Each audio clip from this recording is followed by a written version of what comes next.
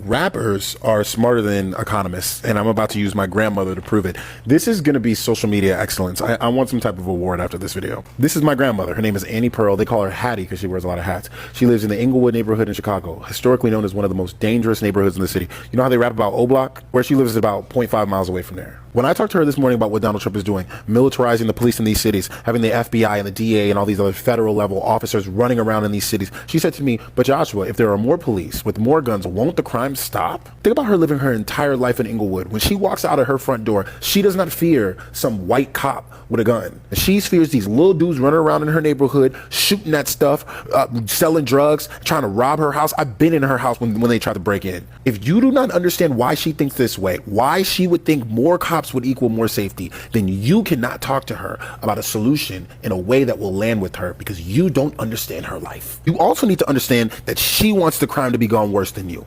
Worse than you, white policy wonk who lives in DC and reads the New York Times every day. Worse than you, liberal white man, poli-sci major who went to George Washington, has never seen the inside of a public school. She wants it worse than you. The only issue with her thinking is that the data don't back it up. The real world consequence of adding more police in her neighborhoods does not add more safety. We have 62 years of data that have already answered this question for us, coming from the National Policing Institute and others, that say that the overall effect of militarizing the police and adding more police, the overall effect of police size on crime is so small that it barely meets measurable statistical significance. Meanwhile, they use your tax dollars to round up people and put them in jails that you pay for. And because those jails aren't doing any rehabbing, those people come out and repeat offend in your neighborhoods. And you get a shit ROI, return on investment. The only person getting a good return on investment is the person who owns the prisons. Why? You know why? Because the only thing that has actually been proven to stop crime is focusing on the economic determinants of crime, the economic conditions that create crime. And hip hop has been screaming this at you for years. Because without this drug, that's once. He's still trying to keep mom smiling when the teeth stop showing in her. That's twice.